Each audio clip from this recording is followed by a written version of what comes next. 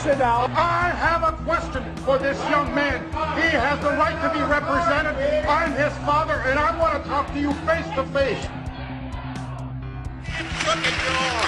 Why not a lobbyist with all kind of money to stuff in your pocket so that you can cheat the citizens of this country? So I'll leave, and you can do whatever the hell you please to do. One day God's gonna stand before you, and he's gonna judge you and the rest of your damn cronies up on the hill. And then you will get your just desserts. As the public begins to awaken to the fact that Barack Obama has cold-bloodedly betrayed the pledges he made to the American people, the establishment media and Democratic leaders have invoked the tactic of divide and conquer. I think they're astroturf. You be the judge of carrying swastikas and symbols like that to a town meeting on health care. An overwhelming portion of the intensely demonstrated animosity toward President Barack Obama is based on the fact that he is a black man.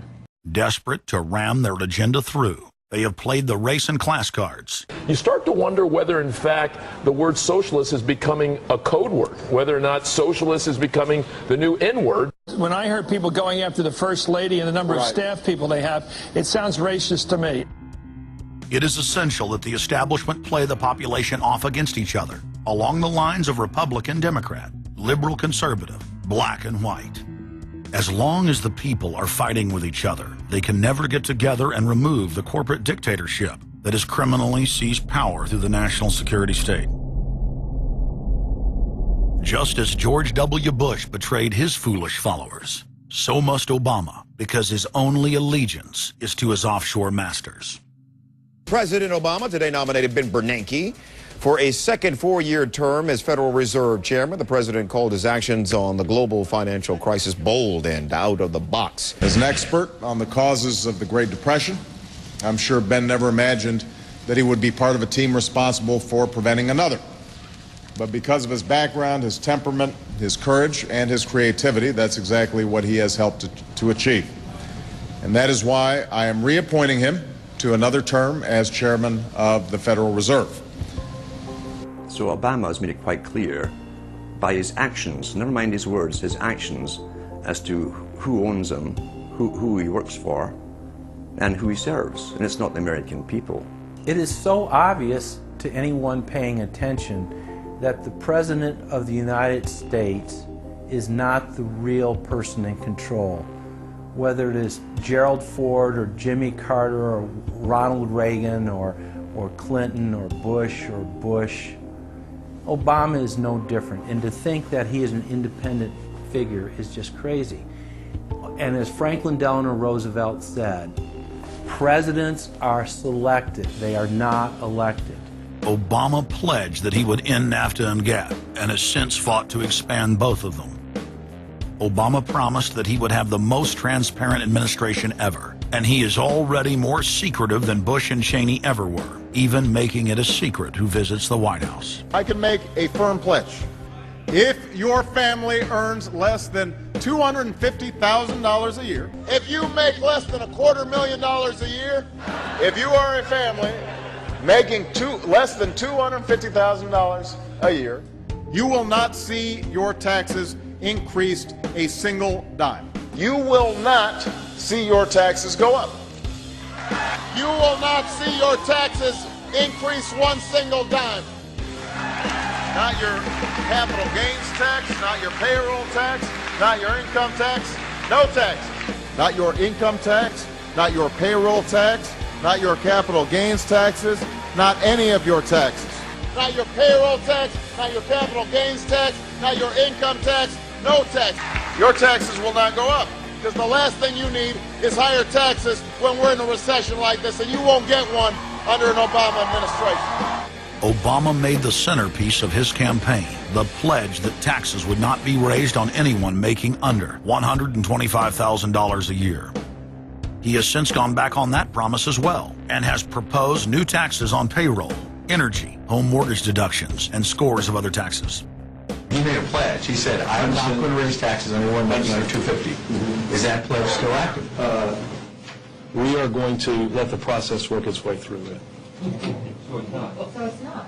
So it's not. We're going to let the process work its way through it. All right? The Senate is looking especially at this issue of capping the deductions for health care that employers and employees now get. That would be an tax increase for many families earning under $250,000, but the president said he was open to it, so that means that the tax pledge he made back in September is no longer operative? Obama said he was going to abolish the Patriot Act. He now vigorously defends it. We saw the same type of flip-flop when it came to warrantless wiretapping of the American people. Look what Obama's done with wiretapping, surveillance. He's brought it to heights even beyond what George Bush, the disgusting levels that he brought it to. So we have more surveillance. Now they're talking about, what is it called, Cybercom, the new Pentagon secret cyber society that's going to be watching over us. To get those terrorists, we got to get those terrorists. So now they'll be invading our privacy even more. So, I mean, it really almost makes you ask the question, would it have been better if we never invented the internet and had to use paper and pencil or whatever? Now Obama is setting up the Cybersecurity Command, which the government admits completely ends the Fourth Amendment and allows President Obama to shut off the internet in the United States whenever he wishes. Indeed, in today's world, acts of terror could come not only from a few extremists in suicide vests, but from a few keystrokes on the computer, a weapon of mass disruption. As part of the new single national security staff announced this week, I'm creating a new office here at the White House that will be led by the cybersecurity coordinator. This new control grid is administered by the Pentagon. They just want to keep tabs on us. So we're turning into a surveillance, wiretapped government state.